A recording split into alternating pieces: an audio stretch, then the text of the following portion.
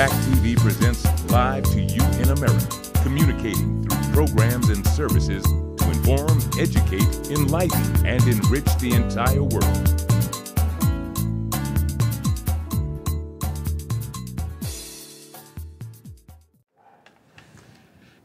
Welcome to Impact Hour. We are glad that we are coming into your homes, your offices, wherever you are. We are glad to have you as our viewers. You are very precious to us. Today we are here once again to discuss on issues in connection with our relationships and our marriages. I guess everybody loves somebody, that's why you are with that person. But there comes a time when things are low, and then you happen to have your downs, and sometimes you have your ups. But there are certain issues that go off board that needs to be discussed or needs to be looked at. And today we are discussing abuse in marriage or in a relationship. And I have my panel here with me. So we'll be right back in 30 seconds. Stay tuned and stay connected. We'll be back in 30 seconds. It's that great impact you want to feel each and every day, each and every moment.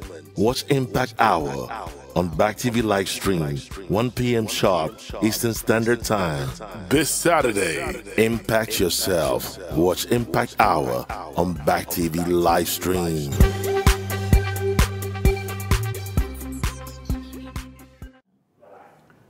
Welcome back to Impact Hour. I'm your host, Dr. Harriet, and today we are discussing abuse in marriage or abuse in a relationship.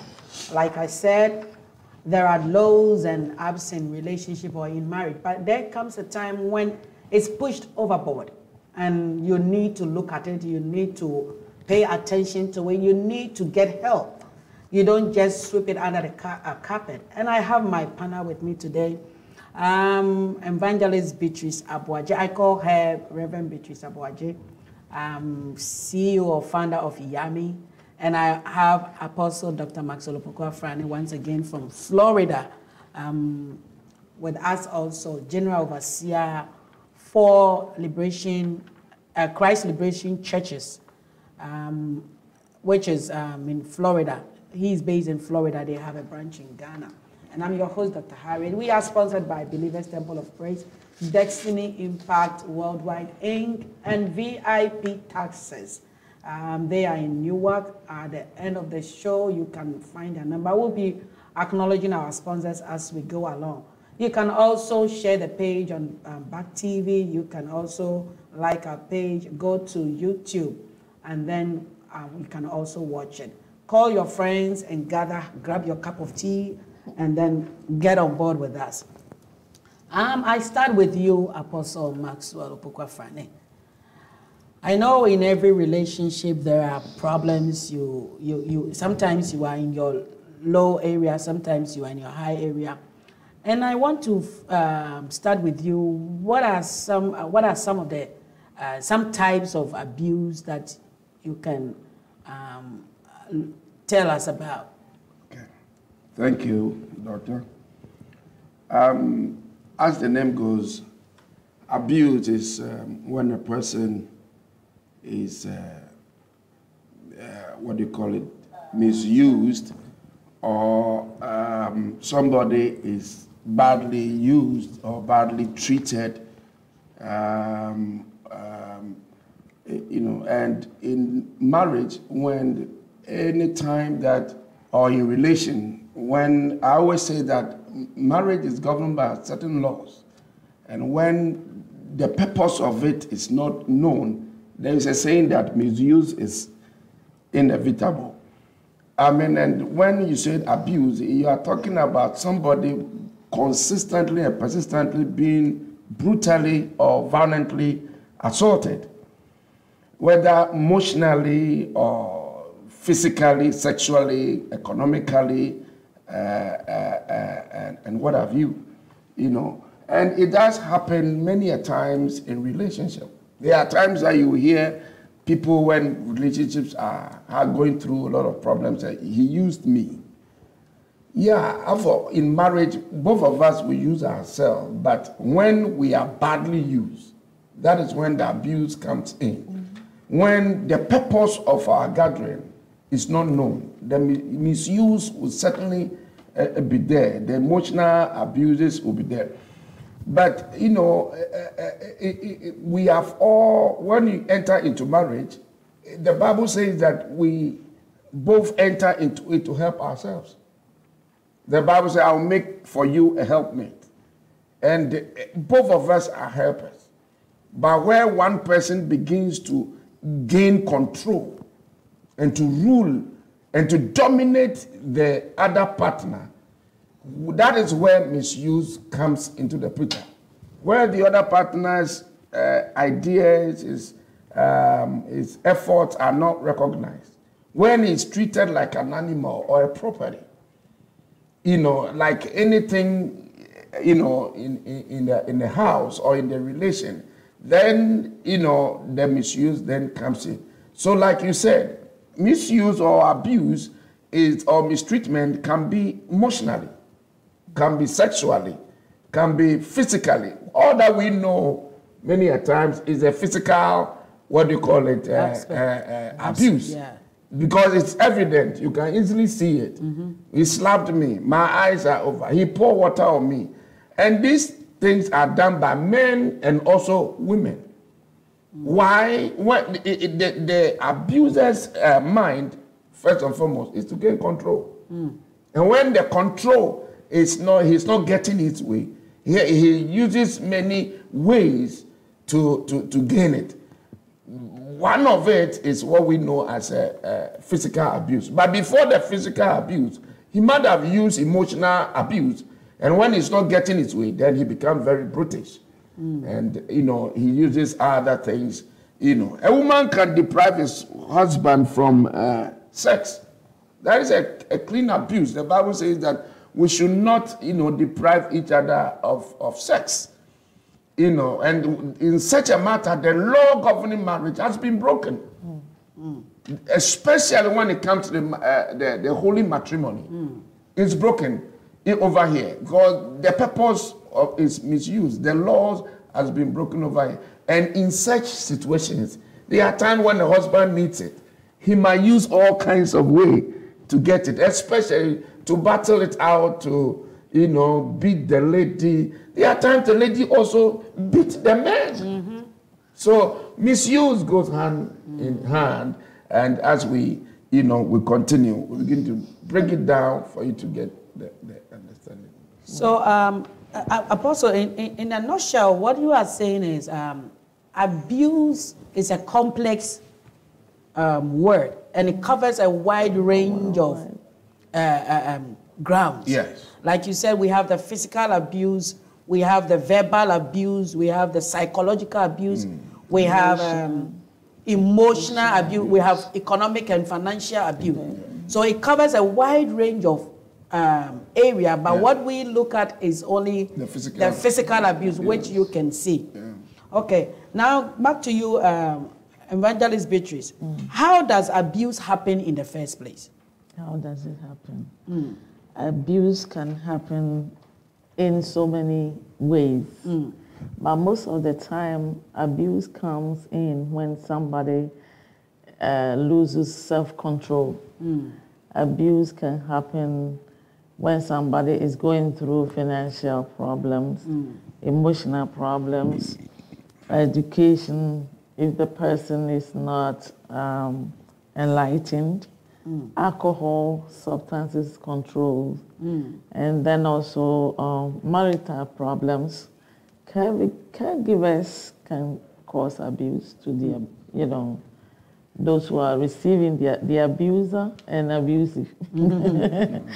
Yeah, so abuse can be in so many wide range. So it can come from different angles. When the person feels that he's not having his way or her way, or when the person is depressed with the situation in a marriage, or when there is a financial issue and then they don't know what to do. So it doesn't have one direction. Also, on, how do you call it?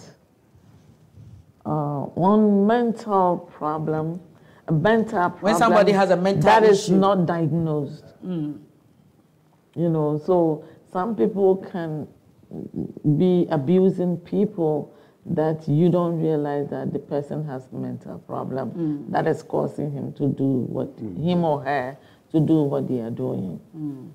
So it can come from different. from Oh, okay.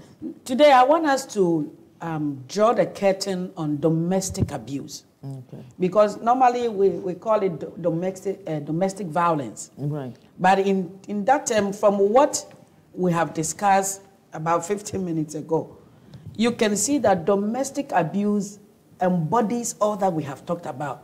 The physical, the verbal, the economic, financial, the psychological, and everything. You could see that when somebody's suffering from domestic abuse, you can trace the background from all these. So I want us to look at domestic abuse. That is when there is a marriage or when there is a intimacy in a relationship. I want us to look at it. And I'll go to Apostle Maxwell. What are some of the signs that somebody in an intimate relationship, which is the domestic abuse that we are talking about, when somebody is in an intimate relationship, what are some of the signs that one can look out for to determine if the person is being abused or if there is a possibility to be abused? If I understood right, domestic violence or abuse, the violence and the abuse can be changed, can be interchanged, you know, here and there. Domestic violence or abuse is an abuse that you incur from those who are supposed to be your loved ones, those who are supposed to cover you up, and those who are supposed to take responsibility in taking care of you. And when the tables turn, and especially when they want to gain control and then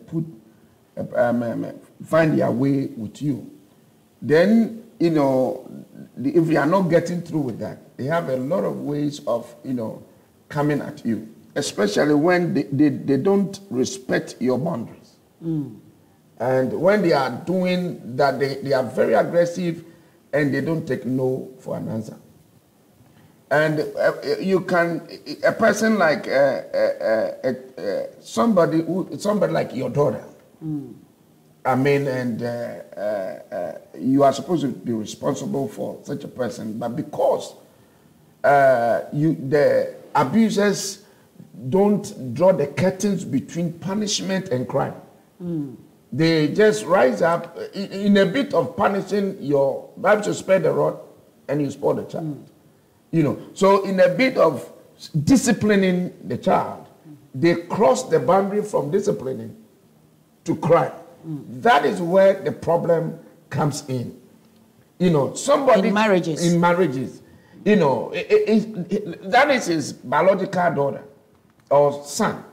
And he's supposed to put him in shape and put him on course. But in a bit of putting him in, there comes in that sort of domestic abuse thing. Because he crosses the line from whatever, from what do you call it? Discipline and straightening up to crime. Where he begins to hit him that hard and use what they call it? Words that are hard to emotionally break the person down. We can see somewhere somebody who lives with the uncle and the person sexually assaults that niece or nephew. You get what I'm saying? These are domestic stuff. And these things are, this abuse have crossed the line. You know, you are supposed to take care of your own news, whoever. But, you know, I heard of a story where the mother abuses the son by, excuse me to say, sucking the son's private part. This is a domestic violence. Yeah. You understand that?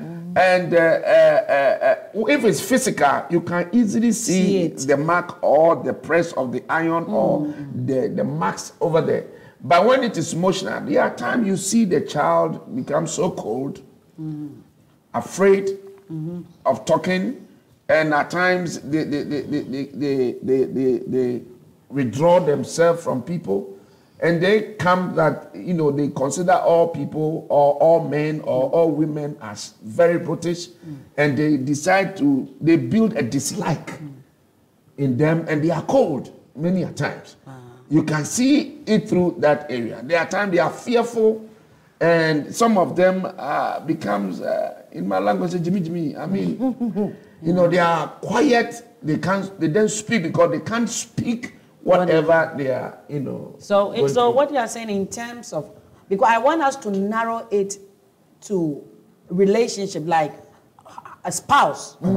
Yeah, because the reason why I'm saying that is, in our religious settings or in our environment, there are things we overlook. Yeah. That we think it's, if your husband or your wife says that your face is like black and white, it's normal. But these are things that go so deep, it cuts so deep into a person, that a person grows with it. That as the person is aging or as the person is moving on in life, it becomes something that it brings them down. Their self-esteem goes down. So I want us to narrow it to the spouses, the relation, the intimacy relationship that we have. So back to you, Reverend Beatrice. I want to find out what are some of the signs that a woman or a man can look out for in terms of abuse. Like you could see that, these are some things I have to say no. And Apostle mentioned something. He said that when you see that some person is stepping over your territory, because we bring these shows based on what people are telling us, that this is what is happening, and what do you think? I said, I have to take it to the panel, we discuss, and then we see.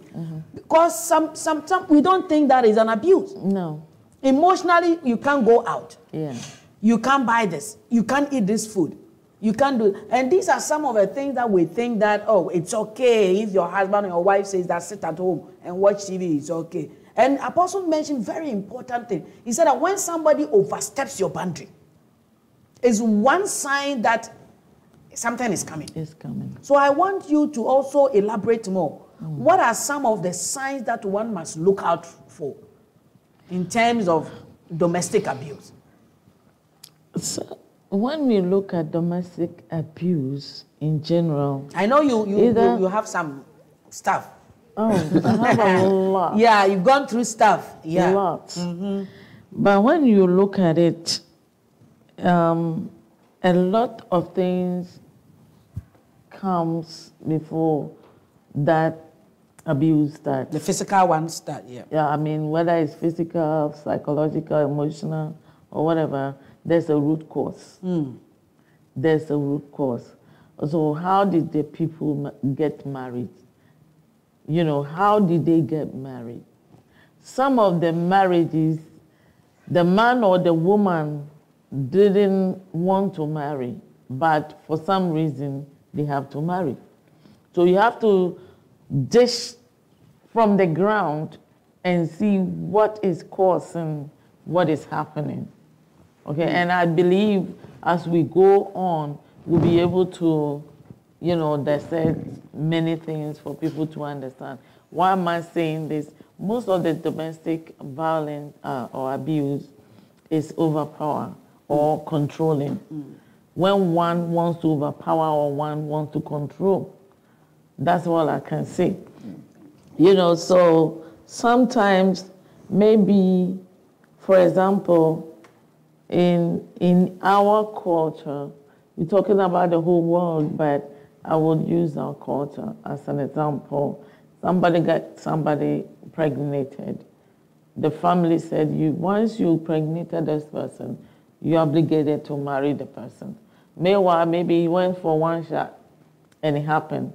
He didn't decide to marry that particular person. Sometimes some people date different people before they pick what they want really to want. stay with. Maybe you want to with this person, and then it happened. They force the person to marry. Maybe the woman decided that he doesn't want the man. The man lost interest in the woman. And then you see things started breaking down apart. You know. Another thing also is that some men, they have so much power over the women. Some men marry women that is not educated.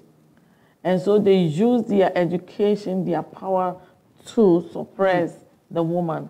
And the control in the house becomes so unbearable. So that's when you see the domestic, and the woman too, sometimes she wants to do something to and the man is telling you, sit down. So, I mean, domestic violence comes from so many different angles.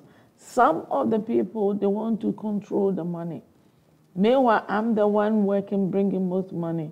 But the man wants to control the money, or the woman wants to control the money. You understand? And then when the argument break up, then that is when it turns to a different level of abuse.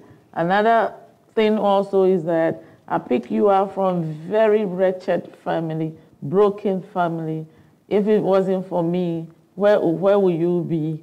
So then I have to control you. Even if I control you, your family cannot come to me and say anything, because I'm the one taking care of you, taking care of your whole entire family. So I can do whatever I want. You understand? Wow. So whatever, the way I treat you, nobody can say anything. So I have power to treat you anyhow. Wow. Another thing is cheating. When cheating starts coming in the relationship, and sometimes you know your husband is cheating, but you are afraid to say it. Again, maybe because of your husband, that's why you and your family are eating. So you're afraid to say it. Or where you're in a typical village or somewhere, or you did not have any means of income, so you're afraid to say it. I have a woman telling me a story 3 days ago. I bumped into her, I invited her to church, and then we started talking, and all of a sudden something came in. Her husband brought her to America. Hold on there. Hold on right there. This is going to be interesting. Viewers, this is Impact Hour, and I'm your host, Dr. Harriet. And I'm here with Evangelist Beatrice Aboagye and Apostle Dr. Maxwell Opoku-Afrani. We are discussing abuse and marriage or relationships, zeroing down to domestic abuse. And we'll be right back after this commercial break. Real talk, real people, real places, real things, real solutions. Watch Back TV live stream, 7:30 p.m. sharp, Eastern Standard Time. This Friday, watch Real Time with AB on Back TV live stream. Real Time with AB. This is a show you don't want to miss.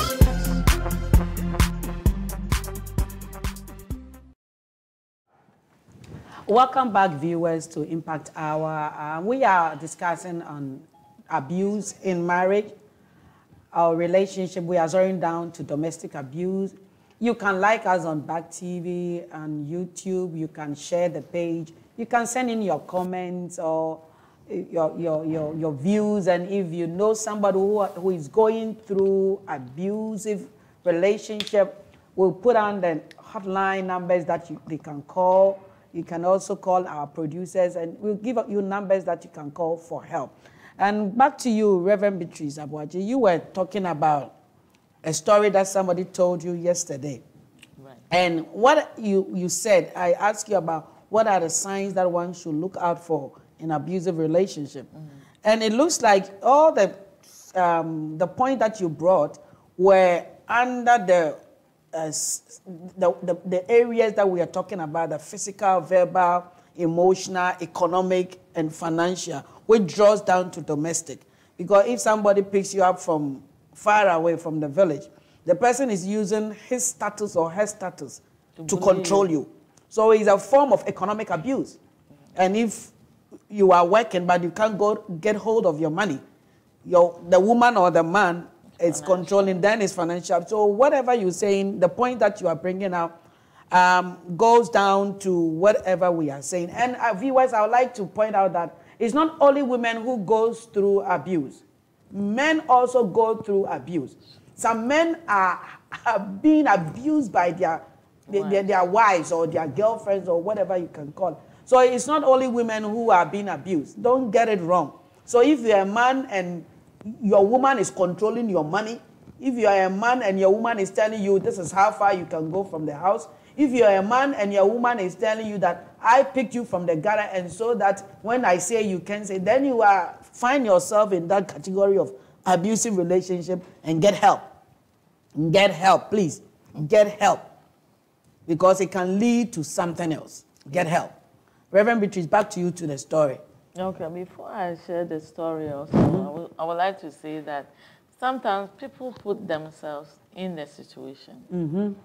Especially now that a lot of people don't want to work. They want nurses, to take care of them.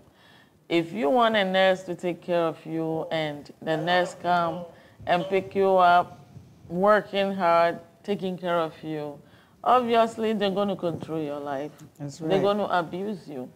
So sometimes we put ourselves, or people put themselves in a situation. Back to the story that I was saying. It was just a mere conversation, but for some reason, the woman started sharing her story to me as the husband brought her to America. And then after that, she noticed that the man was having an affair with someone's wife. With the man had a baby with the person's wife. Rewind. I want to catch the story.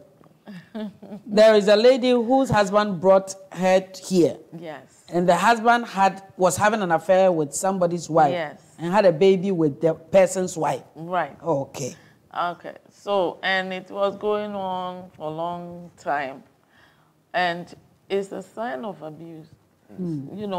She's always worried the woman will come and sleep on their bed. The girlfriend, who is somebody's wife, will come to the woman's house and sleep on her matrimonial bed with the husband. Yes. This is all the abuses I can think of. Yes. So I asked her, would you like to come and share your story? Your story, and I will ask her one day, so wow. As she was telling me, it was going on and on and on. And the child is grown. The child comes to the house all the time.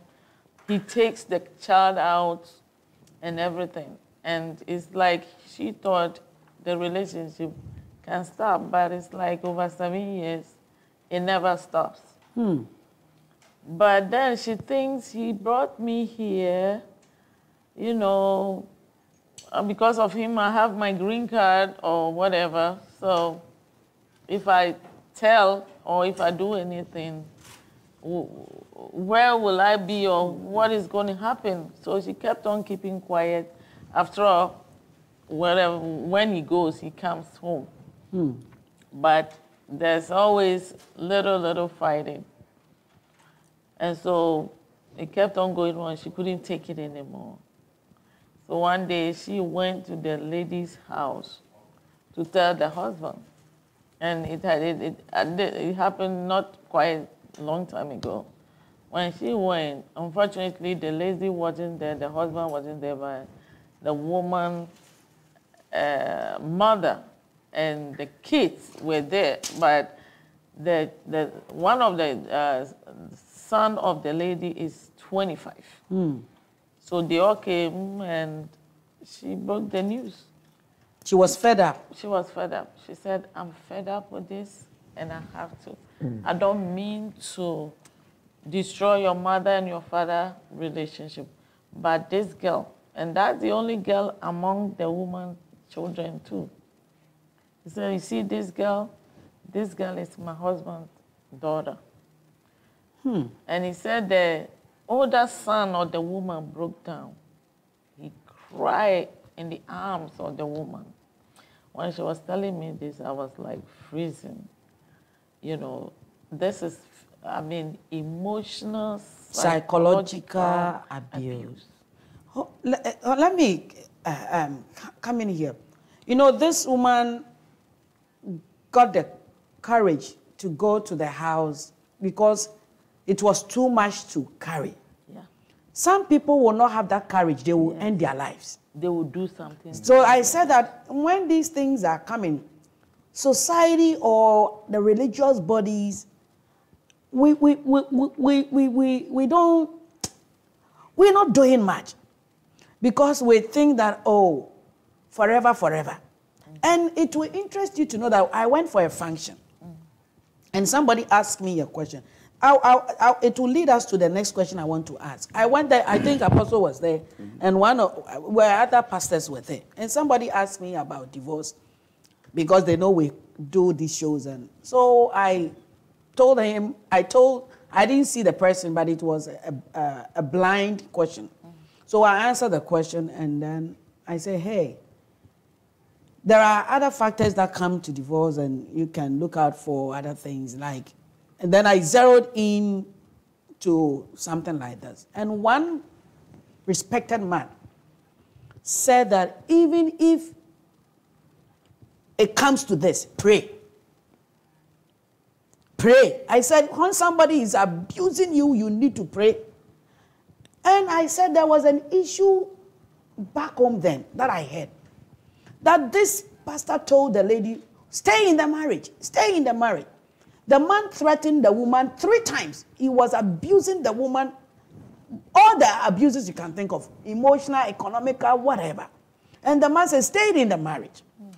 So she went that night to the pastor's house and told the pastor, this is what is happening.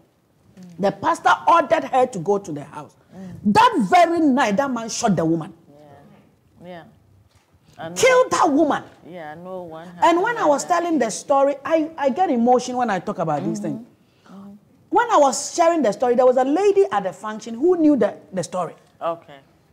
So if a pastor is telling me to stay in an abusive marriage and get killed, and this pastor could not bury this woman because he was very guilty of what. I don't want to get emotional about these issues. So back to Apostle. Why do people stay in abusive relationship? All right. Even if the pastor said he should pray, prayer is a communication between God and man. It's a communication. You expect God to speak to you, and you speak to God. So when you pray, God must speak to you. And God is not brutal. He's merciful. He's kind. And doesn't like the death of his sons are pleasing to him. He doesn't like it. So I believe that God, the first thing he's going to tell you is that the man has broken the laws governing holy matrimony to begin with. So you better back out. Submission is not to stupidity. You submit to love. That's what the Bible said. And you love submission. It's a give and take thing. So the kind of whatever religiously we teach the people, pray means stay. That's what they mean. But to me, pray means hear from God. And what will God tell you? Because a man that would touch his, abuse his wife, or a woman that will abuse his husband, from the first word go, you are broken the marriage. You are broken it. Because it doesn't find its way in any way when it comes to marriage, to abuse your spouse. You understand that? It is like Pastor Evangelist is saying, to bring, what do you call it, a woman from somewhere to come and lay down on your husband's bed or your matrimonial bed.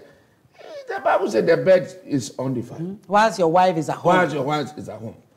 You understand? To go bring a daughter or a son from somewhere to begin with, you know, to go give birth whilst you are in marriage somewhere, you are breaking the laws. So if the man, the religiously you are being told to pray, I believe that the God to whom you pray to will tell you that, hey, the thing is broken, so back out. The reason why people don't leave abusive marriage is one, because of their children. Yeah.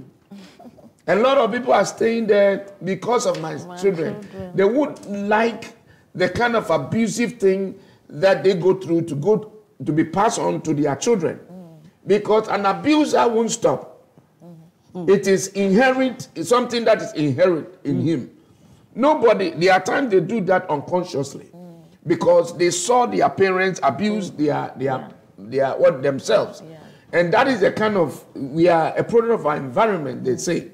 You know, so that thing builds in his subconscious and he grows with it.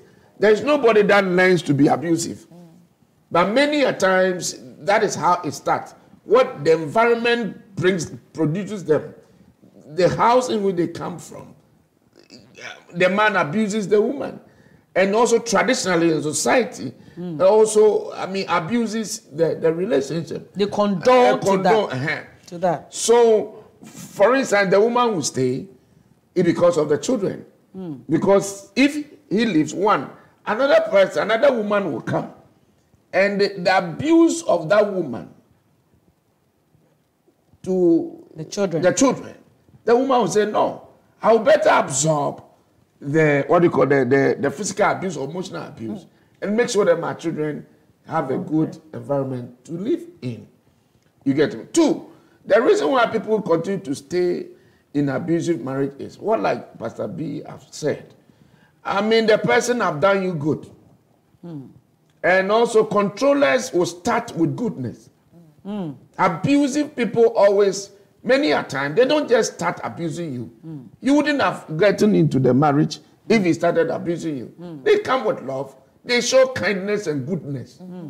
You understand that? But at the end of the day, they do those goodness, give you those things, buy those things for you to be able to come into your life and then control. Deception. You understand the abuse. You will know who they are. You will know them from afar. They will bet you. They will manipulate you. They will buy things for you. And as cheap and easy as you are with self-low esteem, he's doing this thing for me and he's doing that for me. So you condescend and then enter into the marriage. Then you come to meet what you bargained for. Then you come face to face with who exactly he is or she is. Then that is where the abuse starts. You might have entered into a relation with a person that is controlling. When he doesn't get his way, he's going to abuse you in any way. Sexually, I won't sleep with you. Are you get what I'm saying? There are people who so many years their husbands have not slept with them. Somebody told me 2 years. The man starved him of sex for 2 years. Women shoot their husbands for sex. Do you understand that? So normal. 2, what do you call it? The person has done you good, brought you from Africa to what do you call it? America. And meanwhile, the person's age is above your age. And since you wanted to come to America, by the time you got here, you saw that, hey, the guy is weak. And then now he has brought you and he seizes your passport, seizes your whatever. And meanwhile, cannot fulfill his marital duties when it comes to sex. Now, what happens is that when he sees anybody text you, then that's where the control begins to come. When he sees another person talking to you, that is where now he enters into jealousy. When he gets you home or wherever he gets you, and he starts to talk to you, and you're trying to, explain yourself, that is where, things come in. Over here, you call home, you call society. You understand that because of the good thing he did for you, by bringing you, and first and foremost, taking care of you. That was it. The next point is that there are times that family members doesn't want to see their spouses locked in jail. Cover up. So they will absorb it and consistently and stay in the marriage and suffer till the worst happens. Anyone's case out of domestic violence that comes out, many a times, by the time it comes out, it's out of hand. You understand that? And, you know, they keep it and wait and wait and wait till the time that, I mean, everything gets messed up. Because one, he doesn't want to see the spouse in jail. What is he going to tell the kids? I get what I'm saying. And fourthly, there are times that they stay in the marriage because they want if he's a breadwinner. You understand that? Who is going to feed us? Like the financial side. Yeah.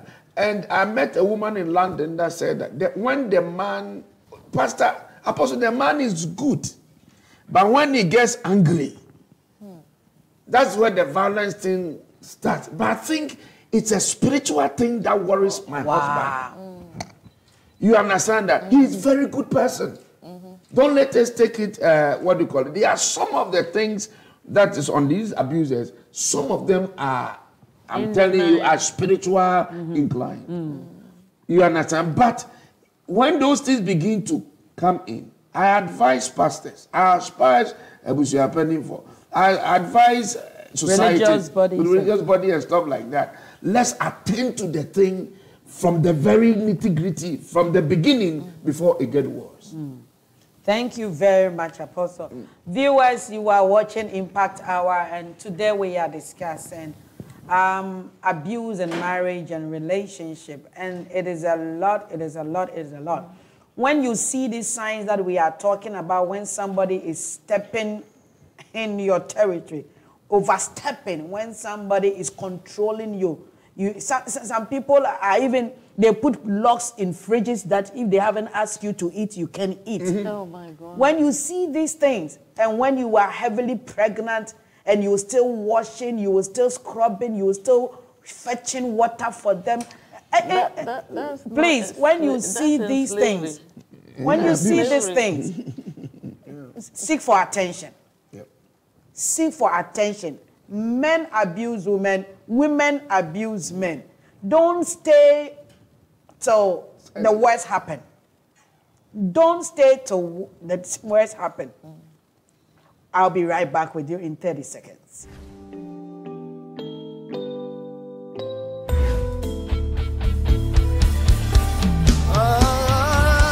Experience an atmosphere of worship, pure worship, with Nana Osei Worshipers album launch award-winning on April 14, 2019. Courtesy BB Events and HGMP at 3 p.m. sharp at Tomrick Hotel East Lake on Accra, Ghana. Special performances: Randy Ajimai, Pastor Isaiah, Sissy Chum, Reverend Mary Genser, SP Kofi Sapong, Francis Amu, Ohima Messi, and Stacey Amawoyi, author of The King's Choice. For more information, call 0263-159-382 or 0203-299-538. This is an event you don't want to miss. See you there. Help me sing.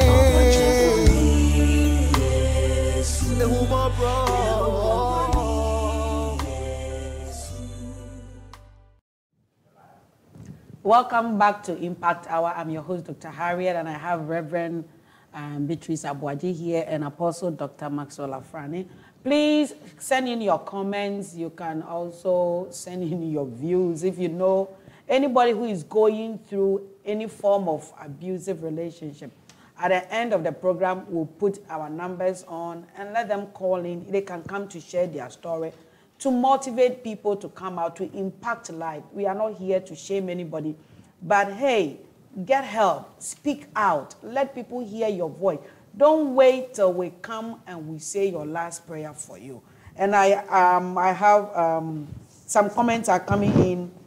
I salute you, hey, Prophet AJ Abraham, I salute you also. And I see Ima is watching, I see people are, I see people are watching, and then we will also share your comment also. You can send in your comment. Back to you, Evangelist. Talking in terms of why do people stay in an abusive relationship? And Apostle was saying that because of our children, we stay even when the man is hitting you, even when the woman is hitting you, you still stay. And also when the financial aspect also come in, you don't know where to go. You don't know what to do with your life, and therefore you will stay. And then he said, you don't want to put your loved one in jail behind the bars.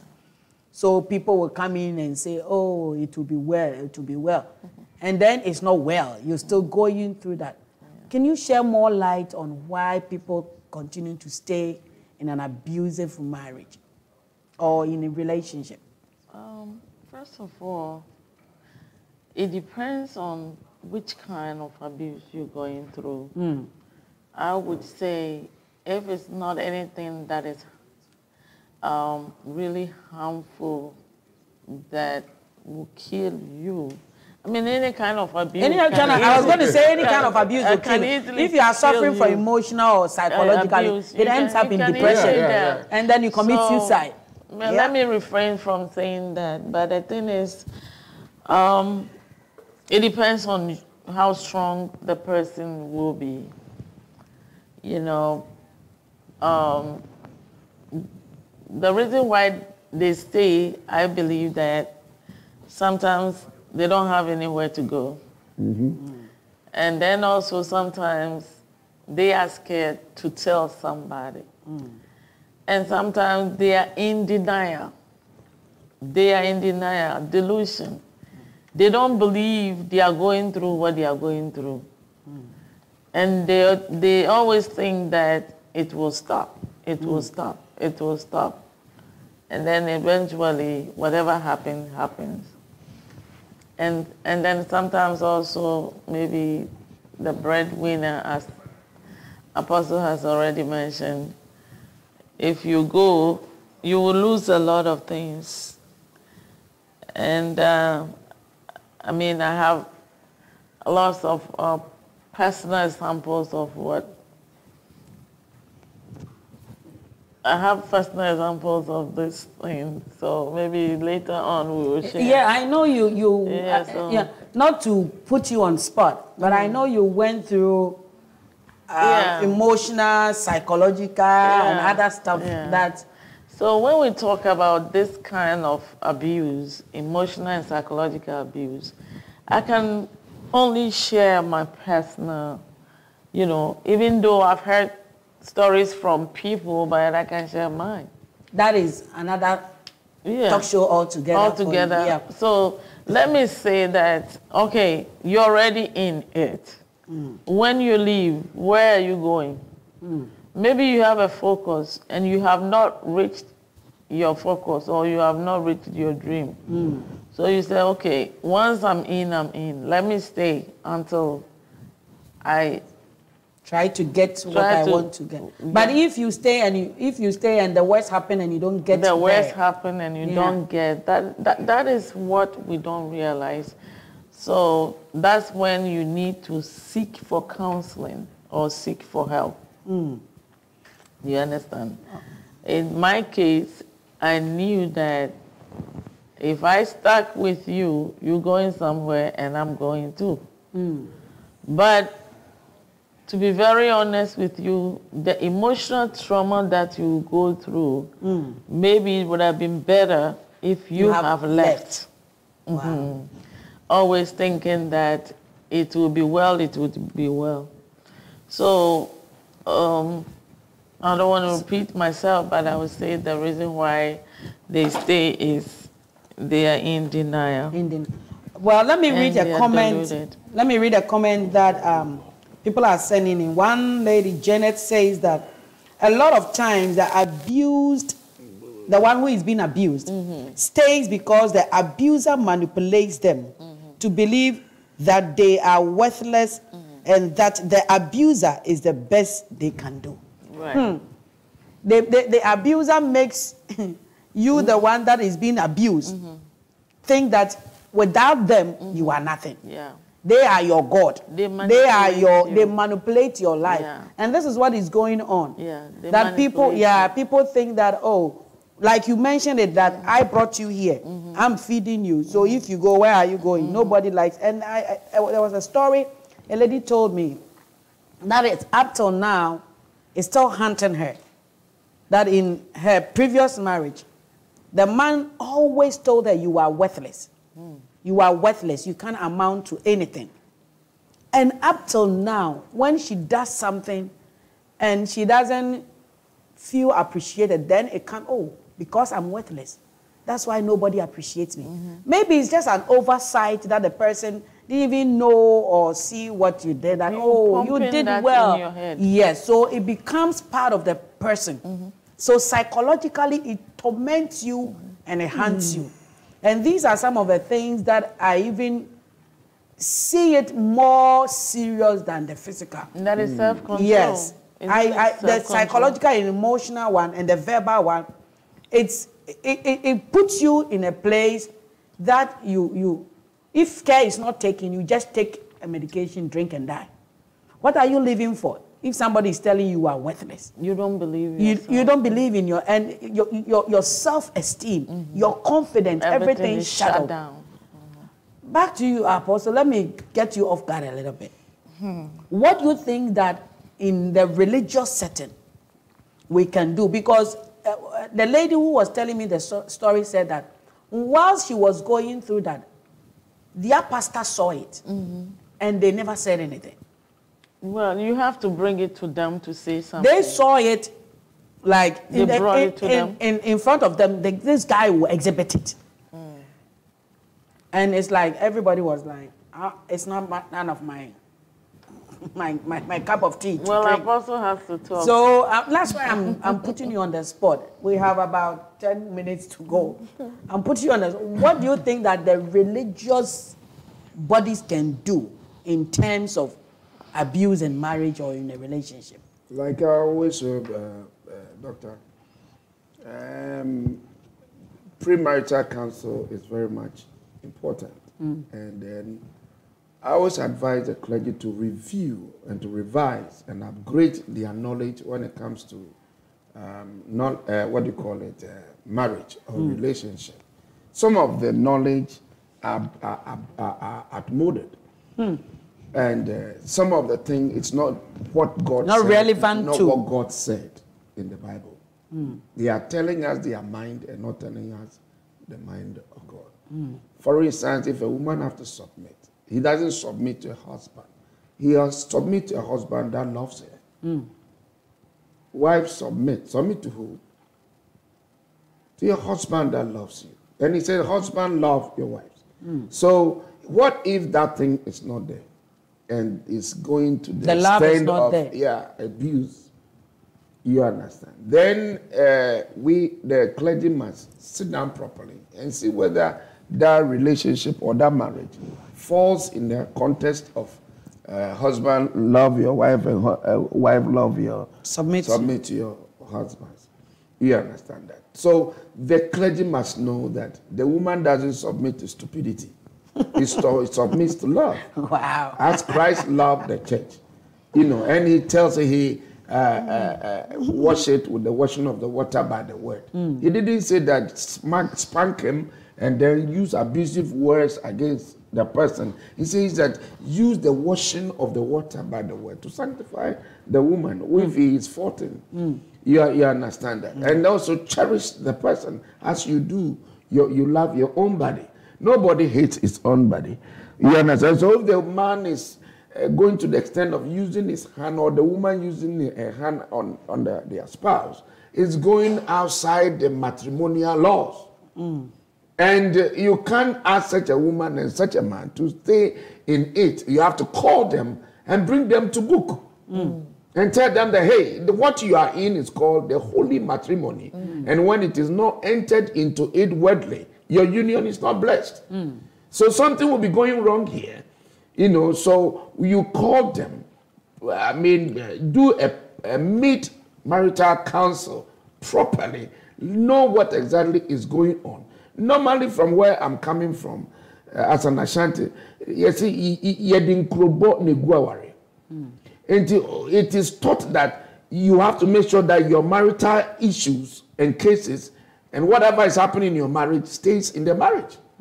And you don't even go out to talk about it. But over here, when people are getting married, there's what we call the best man or the best maid of honor. The maid of honor. Who's supposedly to be, we pick them at random. We just pick them and put some clothes on them and declare them that. But it's of that persons are supposed to be very close relationships. What do you call it? Close relations. Close relations that must have known the beginning and also will know the what is going on and will know what is going to be. So that they are friends you can share, you can trust.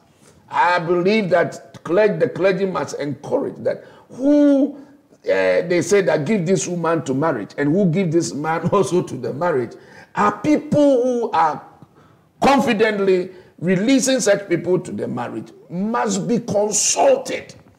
You can, when the problem is in the marriage, you have to go to such people and talk to them and let them, sit you guys down before the worst that's happened. If this thing doesn't work, bring it to the church. Bring it to the church. Bring it on board. Bring it to the pastor. Don't sit down there and say that, marital issue stays maritally in the house and you don't have to say anything when it comes to, you don't have to bring your marital issues outside.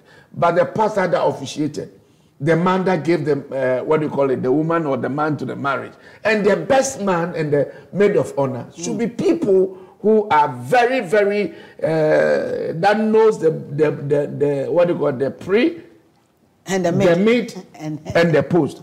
One of the problems is that when the thing is not reported, before it gets into the hands of the government, you have these people in the marriage that should be really consulted when things are going off.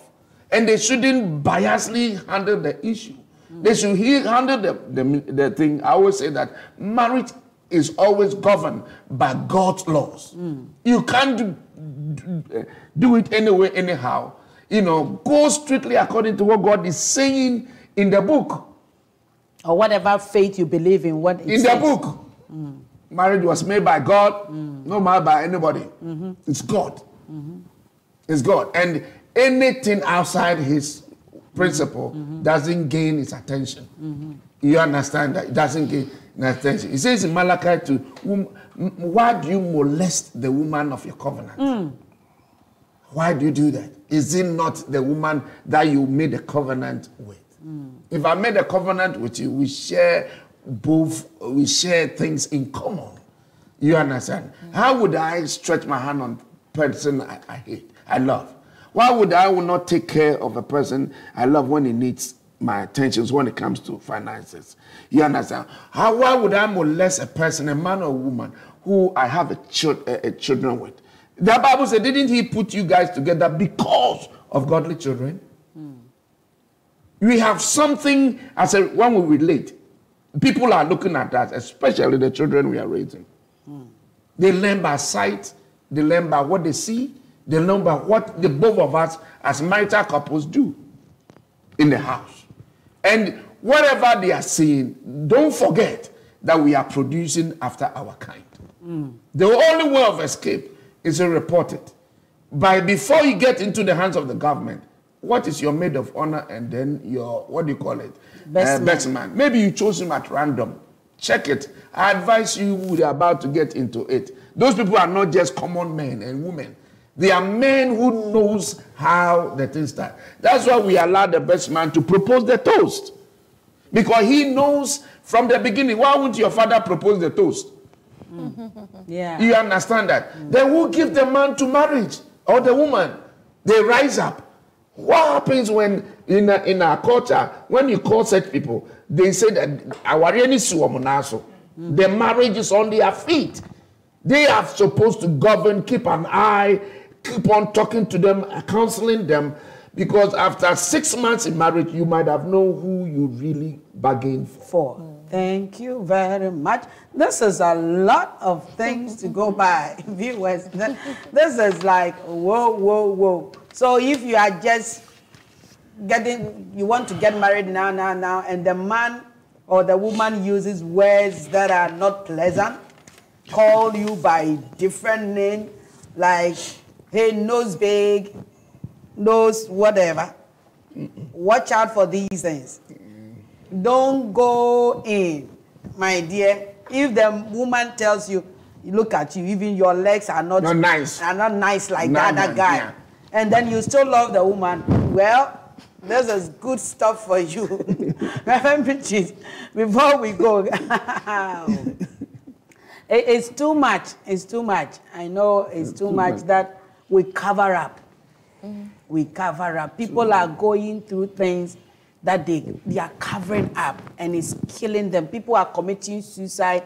I did a study, and the suicidal rate of women and young men whose heart has been broken is high because of words that the girl said to them and the women too, because of all those things. People are sweeping it under the carpet. That is why we are breaking this program. If you are in any form of an abusive relationship, whether emotional, whether verbal, nobody has the right to tell you every day when you wake up in the morning that you look like a coconut tree. Oh. No, but no man, no woman has that right to tell you every morning when you wake up that I wish you were dead. The first time you think it's a joke, the second time you think it's a joke, the third time you might not live the fourth time to see that. Nobody has that right to tell you that you don't have the right to live. I have the right to take your life because I brought you here, because I did this for you. No, seek help.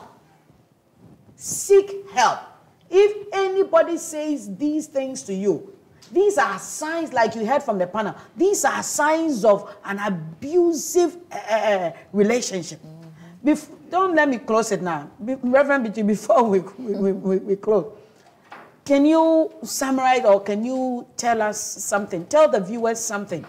I know you've lived through some of these things that we are talking about, and it only took people who encouraged you, people you spoke out, people helped. And people have made you who you are because you spoke out. So I will have a different talk with you. I want you to tell viewers what they have to do. They don't need to stay in an abusive relationship. No. No. Not at all. You know, sometimes people are afraid that people will say things about them when they leave. Yeah, you've married and married and married. So they will, and then they will tell you, if you go, people will say you are the bad one. And so they are always afraid to leave. Don't be afraid to leave. I can say, your life is important. Your life is important, and you always have to find somebody trustworthy to confide in. For me, I had a lady that really brought me up, but my bringing up also from my childhood, I have pastors that really raised me up in the Lord. So when I was going through certain things, that lady took over. She didn't know anything and never told anybody anything that I was going through. But the lady took me and as her sister. And she was always praying with me, taking me to fellowships. Let's go shop, let's do this, let's do that. Because you were confined in the home, so she was trying to bring you out. I didn't confine in her that this is what I'm going through. I confine in her that I feel inferior because I'm less educated, and the man is highly educated. I guess she figured it out. So when the man is always walking around with women that are university, students and stuff, I feel inferior. I wanted to go to school. Every time I enter into school, I'm pregnant. You know, then I'll come and stay home. So it's like, cover your mind, let your mind cover with positive things. Take your mind off, if you decide to stay in, take your mind off what he's doing. You know, that's in the olden days. And pray. If it's now, I will tell you no. Don't. Yes. But sometimes there's a possibility that the man will change. Last Papa said, sometimes it's spiritual. Sometimes it's psychological or mental. The man has problems that they need to. But like we are saying, where we come from, we don't easily diagnose people for bipolar. But some people that have bipolar, it can happen and they can do ugly things, and then all of a sudden they will become extraordinary nice. Wow. Yeah. That's why I'm saying we should seek help. Speak out. Yeah. Speak out. Speak up. Seek help. Speak up. Seek help. That's all we can say. Because all these things you are help. saying, if you don't speak up, nobody will know. But find the person you talk to, make sure the person is a good person, because Confide you can't just go around and be telling everybody this is what I'm going to. You end up regretting Breaking the marriage. breaking. So make sure the person. I was blessed to have a woman who was really Bible believed, well trained, you know, a good wife of one of the lecturers at the Trinity College, Legon. And this woman really trained me without knowing she's training me. The training that she took me through, she didn't know what she was doing. But to me, it was a lot for me. Every Sunday, we will have to go to a crucial place and pray. Pray for our marriages, our children, you know. Because you decided to stay. I decided to stay. That's the point I want to make. Yes. That you decided to stay. So you started looking for like help for me to continue to move on. Because so I had a dream. When the lady came in, you opened up and then you joined. That's all I want to make clear. Right. So thank you so much, Evangelist. Apostle Doctor, can you also round up for it? But before, Doris Ansu says that the key is finding the right person in the Lord to open up to. Yes. And that's exactly what I did. That's exactly when you decide to stay in. Yes. Find somebody in the Lord to open up to. Thank you, Doris. Papa. We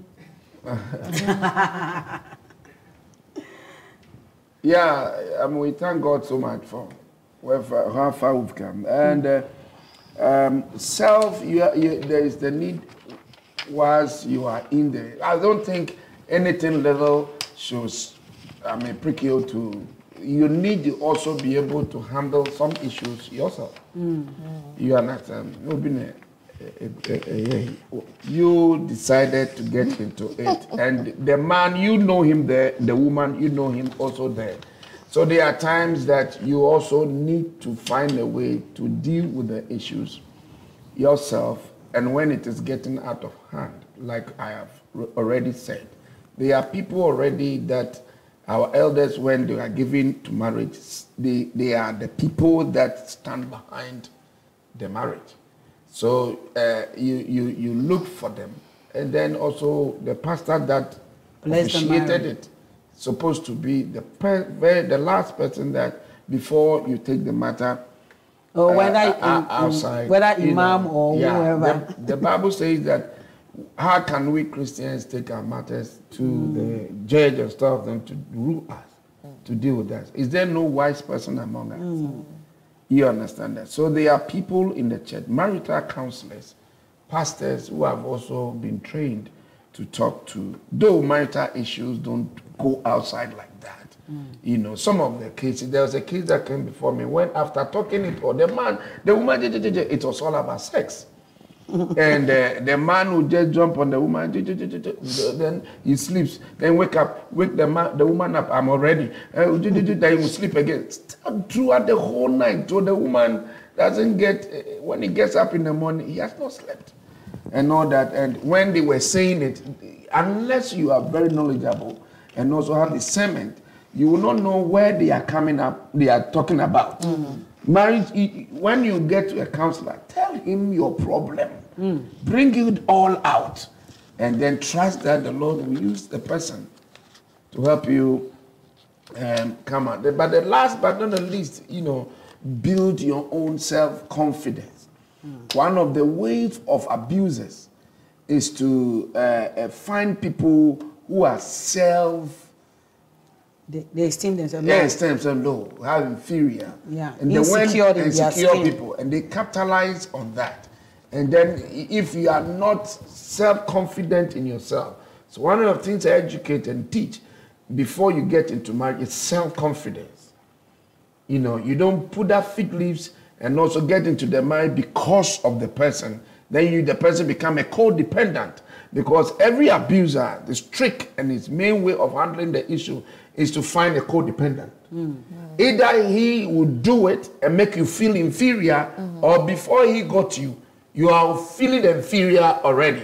When those things, he sees those things, then they capitalize on that and to gain control. And when they are not getting it, already you are inferior. And already he has made you feel that without him, you cannot do nothing. But it's a lie. It is only without God that we cannot do nothing. But put your trust in God. Build your self-confidence. When the troubles are picking up, which they will come. There's no two ways about that. Oneness in marriage, the Bible says that it is not oneness, nobody becomes one. But we agree on a point.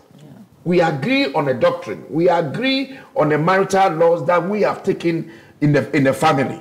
We agree on that. And that is where the oneness comes in. You get what I'm saying? So, before that, you when you see that there's a breach in that, what do you call it, oneness, then you begin to solicit for help. The reason why you are not getting help is that you are not coming up, going to the appropriate quarters to solve it. And also, when the matters come to when it comes to the judiciary, the matters concerning marriage are not dealt rapidly. They are not dealt rapidly. They are not. They will put you in chambers and try to talk about it. Because emotionally, there are times you love the person, no matter all the abuses he's abusing. You love the person. You love him. And then there are times that you can't do with that till he hits you. That's but before one of you the get to things that point, that made them stay. Before you get there, love is not abusive. Love is kind. Yeah. Love is gentle. That love is patient and stuff. But love is long suffering. The love too is long suffering. So, like marriage, it's different, like ordinary relationships. Thank you. All too soon, viewers. We've come to the end of today's show, which is abuse in marriage or relationship, and we now know that it covers a wide area, and then the word abuse is not just one. It covers a wide area: emotional, verbal, domestic, psychological, economic, financial, and other things. So if you are watching, and then our panel also gave us signs that you can look out for when somebody is controlling your very existence, when somebody doesn't want you to breathe, when somebody is just at your neck with your finances, when somebody wants to know even when you went to the bathroom, when you ate, when the time you have to eat, what you have to eat. I know some people love us. Our spouses, they love us, so they are concerned, they want to know. But when it's becoming too overbearing, then you have to watch it out. Please watch it out. And if you are here in the U.S., you can call on this. And don't wait till we come to say your last prayer. You can call on the domestic violence hotline number 1-800-799-7233. If you are here in the States, US, you can call the domestic violence hotline number, 1-800-799-7233. And you can also call our studio producers if you find yourself in any abusive relationship. At the end of the show, we will put the numbers there. You call them. If you want to come and share your story, if you've lived through it, come share your story. Contact the producer and then empower somebody, encourage somebody. If you have any comment, if you have any suggestion, you can also call. You can also like us on Facebook and YouTube. You can also watch. And we thank Believers Temple of Praise, Somerset 55 Fuller Street, who is our sponsor, Destiny Impact Worldwide Incorporated. We also thank VIP Taxes. They are also part of the sponsors. And I want to tell you, we love you, whatever you are going through. We love you. We pray that you get better and you seek help. Seek help. Seek help. Until I come your way next time, I'm Dr. Harriet, and this has been Impact Hour. You stay blessed.